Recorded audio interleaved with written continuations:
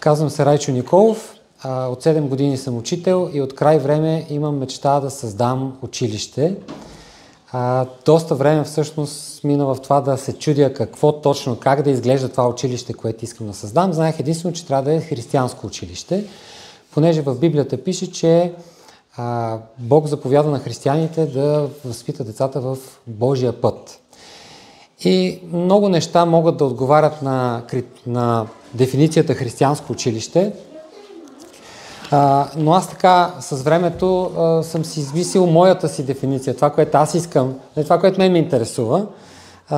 Има много неща, които то си има църкви, които да учат нещата, или родители, които да учат определени неща децата, така че не е идеята да създам училище, което да замести църквата или училището. Искам да създам християнско училище по предприемачество.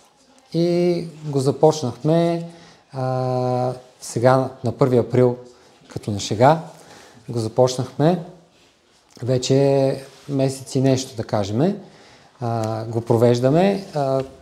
Тепърва сме в много начална фаза, имаме малко ученици, само аз съм човека, който работи в училището, с надеждата нещата да се променят и да развиеме нещата в по-голяма степен. И как се стигна до това? Аз искам да направя училище по предприемачество, което да е на християнска основа. Понеже смятам, че един от най-големите проблеми на съвременната образователна система е точно това, че децата не се учат да осъществяват целите и мечтите си. По-скоро се учиме на някакви технически неща, ако въобще ги има, защото в българската образователна система те са по-скоро теоретични неща, които се учат. И много рядко има наистина неща, които да ти трябва за живота, които да можеш да ги прилагаш после и да бъдеш успешен човек в живота, освен в някаква такава конкретна професия. Може би има си професии, за които училището да си е абсолютно адекватния избор. Но кога става въпрос за това да създадеш нещо, да научим децата да създават нещо ново, да създадат един нов свят, по-добър от нашия, който имаме, а не просто да са пионките в играта, която съществува, тогава не мисля, че образователната система е адекватна, която имаме, и има много минуси. И по тази причина аз смятам, че трябва да се учим конкретно на предприемачество. Думата предприемачество означава, или предприемачът е човек, който предприема нещо. Човек, който има цели и мечти и върви в посоката да ги осъществява. И това откъде ми е дошло? За мен Господ е най-големия предприемач. Той е предприел един от най-големите начинания, които може човек да ги види, в света. Създал е света, създал е нас. И смятам, че ние като негов образ, ние трябва да се учим да бъдем предприемачи. Едно от имената на Господ е този, който съм, което се превежда, може да се преведе и като този, който прави нещата да се случват. И аз смятам, че ние трябва да се учим да правим нещата да се случват. Да не сме тези, които просто се тласкани от вълните на живота или така се е случило, някакъв инцидент и някакси живота ни така да върви. Ние, според мен, трябва да имаме цели и мечти и да вървим в посока на постигането им.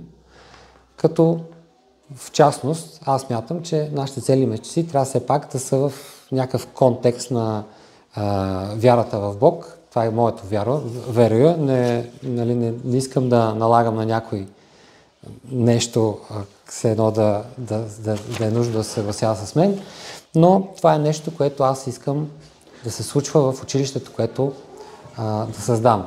Искам, както се казва в Господната молитва, както на небето, така и на земята. Искам небесата да дойдат на земята и да се осъществи Божията воля на земята в пълнота, по най-добрия начин за всички хора, както може да се случи. Така, какво е училището? Училището, кръстил съм го начинателите. Думата начинател е думата за предприемач, стара дума, която може да означава и предприемач, който не е точно бизнесмен, не е задължително бизнесмен, човек, който осъществява дадено начинание. Примерно, човек, който иска да се ожени, той има цел, поставя си целта и работи по въпроса за това да се осъществи тази цел. В думата в речника пише, като пример дават как се използва тази дума, начинателят на някое си читалище еди си кой, т.е. човека, който е основал читалището. Той не основава бизнес, основава нещо, което е обществено полезно за хората около него. Така че начинател не е просто, като казвам, предприемачество, нямам предвид само и единствено за хора, които правят бизнес, за хора, които искат да създадат някаква трайна промяна в света, която да е по-голяма от самите тях. Да могат да създадат организация, която да осъществява целите и мечтите им. И това да подобрява обществото като цяло. Имаме 5 основни направления в това, което искаме да се случва и 5 основни ценности, които се съобразяваме с тях, които сме си ги филтрирали, за да може по-лесно, защото иначе като казваме християнско, или всеки има хиляди начини човек да си думата християнство да си я интерпретира и много хора биха го интерпретирали по негативен начин. По тази причина сме взели конкретни неща, които да кажем, ето това са нашите ценности, за да можем по-ясно да ги изразяваме. Тези ценности са, че ние искаме да прославяме Бога. Не ни е срам, че сме християни и много държим да прославяме Бога.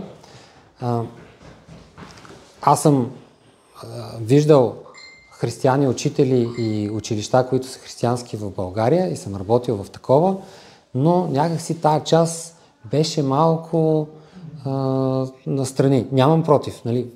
Всеки оцелява по начина, по който намери за добре. Просто аз смятам, че аз искам да не ме е срам от това и да не ме е страх да го израза. И това е нещо, което е част от ценността на нашето училище, което основавам. Второто нещо е въздигане на човека. И тук, за да съм по-ясен, ще дам обратното на въздигането. Обратното е унижаването на човека. И понеже имам такъв опит в образователната система и виждам, че има един елемент на унижение в нашата образователна система и тя е в много посоки. Тя не е, защото ние ще се сетиме учителите, които унижават нашите деца, но то не е само така. Има родители, които унижават учители.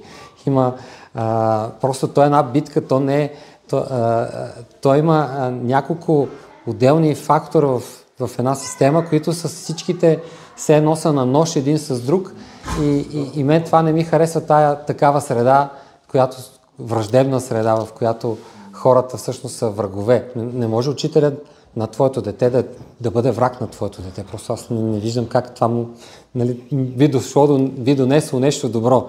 Учителят на моето дете трябва да ми е приятел. Аз да имам добро отношение към него и той да има добро отношение към мене. Родители, деца, учители, това всичкото трябва по някакъв начин да върви в една посока и една цел. И тук точно виждам ползата на... Саботираш ми видеото. И тук точно виждам християнството като обединяващия фактор, защото всеки човек си има своята посока в живота, своите ценности, своите идеи и е много трудно хората да се обединят около една идея и за мен християнство като някаква трансцендентна идея, която е отвъд нашия свят, е полезно за това. Имам 1 минута! Така. Ценностите. Търсим Божията воля по всякакъв начин, какъвто знаеме, че е възможен. Работим в реалния свят. Не е идеята да правим монашески някакви видове, такива дето да се оттегляме от света. Искаме да работим в реалния свят, да създаваме реални неща за реални хора, да решаваме реални проблеми, да се създават реални организации от нашите ученици, които реално да променят света. И искаме да оставим наследство след нас. И духовно, и материално наследство. В Библията пише, че добрият човек оставя наследство за деца и внуци. Има се предвид конкретно финансови или материално наследство, но също искаме да оставим и духовно наследство, нещо, което аз все едно да даде отражение с години, десетилетия и векове. Основните направления, за които са, нали, които ги преплитаме в учебния процес, ние нямаме все едно урок по християнство, но имаме урок по християнска икономика, която е преплетена с математика. Може също да има да има и с нещо свързано с писане, с изразяване на себе си чрез словото. Така че те са 5 неща, които се преплитат. Християнство, предприемачество, оформяне на личността и характера, овладяване на словото и овладяване на ума, да се учим как да мислим и разсъждаваме адекватно. Благодаря ви. Само ще кажа, че Георги го пробвахме в този пилотен проект, 2 дена в седмицата ходи и е много вдъхновен.